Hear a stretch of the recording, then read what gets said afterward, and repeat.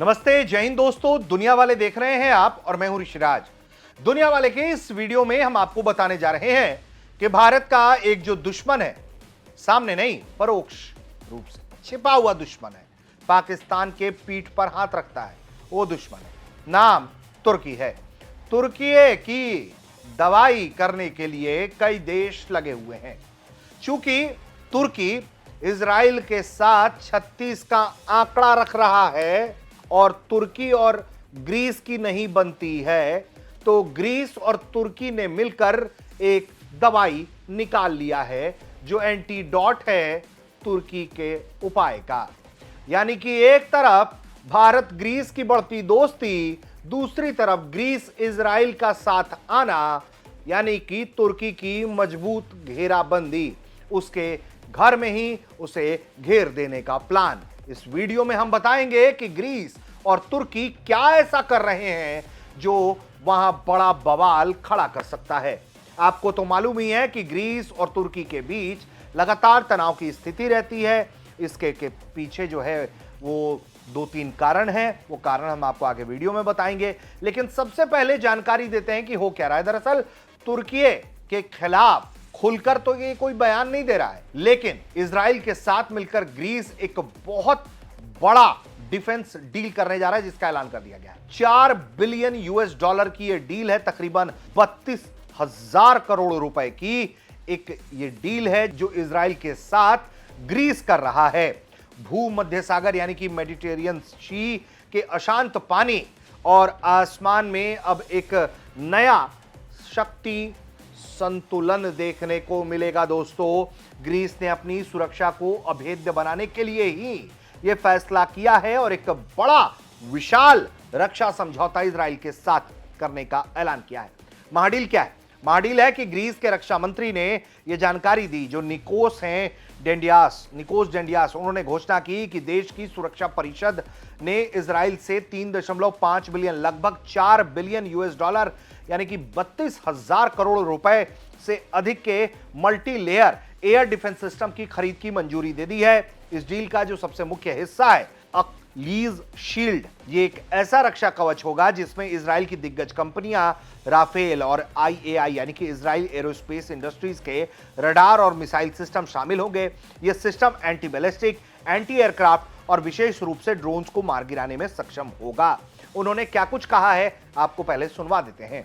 Η χώρα έχει περάσει στη νέα εποχή, σε μια νέα πραγματικότητα, αφορά σειρά οπλικών συστημάτων που δημιουργούν επάλληλους θόλους πάνω από ολόκληρη την ελληνική επικράτεια, με ένα ολιστικό σύστημα διοίκησης και ελέγχου και το οποίο περιλαμβάνει συμμετοχή της ελληνικής αμυντικής βιομηχανίας κατά ποσοστό που υπερβαίνει τα 700 εκατομμύρια ευρώ. Το συνολικό ποσό των αντιεροπορικών, όμως, για να το ξέρετε, υπερβαίνει κατά ελάχιστα τα 3 δισεκατομμύρια. Θα είναι έτοιμο και επιχειρησιακό σε 35 μήνες από σήμερα. तो देखिए कैसे ग्रीस के रक्षा मंत्री ने यह ऐलान किया, अपना प्लान बताया, और देखिए हथियारों की बड़ी लंबी सूची है और इसके लिए बाई लेयर तैयारी है। मामूली नहीं है ये मामला, सिर्फ एयर डिफेंस तक ही सीमित नहीं है मामला। अब जैसे कि आपको हम बताते हैं पूरे सैन्य को कैसे आधुनिकीकरण करना है, कैसे उनको हाई एंड टेक्निक दे रहे हैं, हाई एंड वेपन दे रहे हैं, कैसे समझिए। देखिए हवाई ताकत के लिए एम्ब्रायर ले रहे हैं, C-390 सैन्य परिवहन विमान होगा। ड्रोन वॉरफेयर के लिए अमेरिका से V-BAT और इजराइल के मशहूर हेरोन मानव रहित ड्रोन जो हैं, अनमैन्ड ड्रोन जो हैं, वो लिए जाएंगे। इसके अलावा समुद्री सुरक्षा के लिए विशेष ऑपरेशनों के लिए ब्रिटेन निर्मित 10 विक्टा मिनी सबमरीन, यह प्रोजेक्ट अगले 35 महीनों में चालू हो जाएगा और खास बात यह है कि इसका 25% निर्माण ग्रीस की स्थानीय कंपनियों द्वारा किया जाएगा, यानी कि आत्मनिर्भरता पर भी वो काम कर रहा है। इसके अलावा आप समझिए कि जो सब फ्रंटल फोर्सेस है वहां यह ताकत लगाया जा रहा है।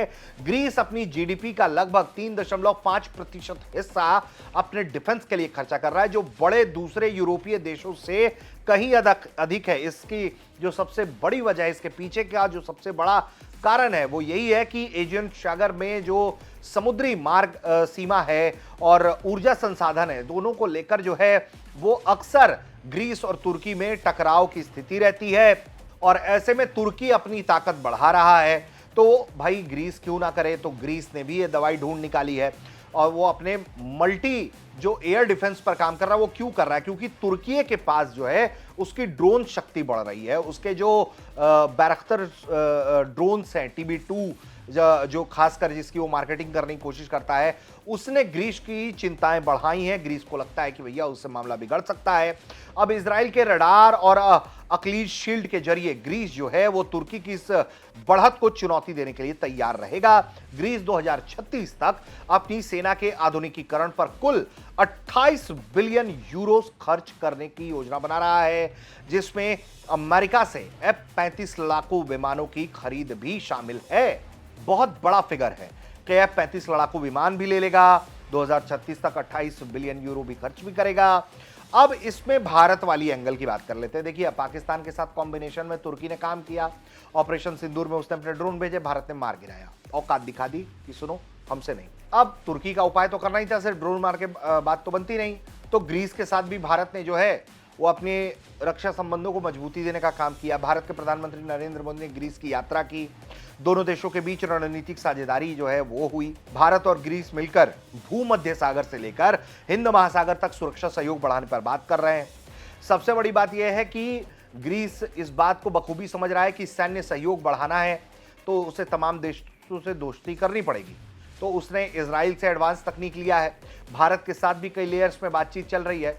भारत के ब्रह्मोस की मार्केटिंग आप देख चुके हैं, आकाश की मार्केटिंग देख चुके हैं, ताकत देख चुके हैं।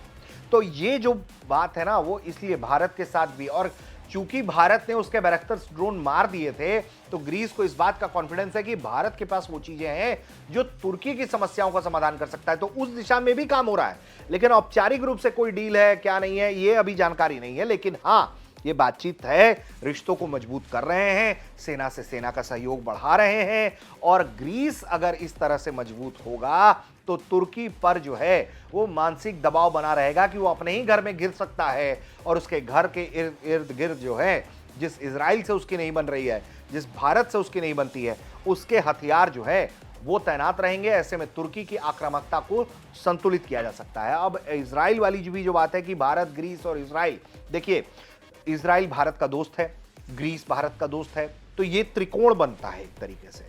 इस पर कितना काम होगा नहीं होगा ये आने वाले वक्त में पता चलेगा।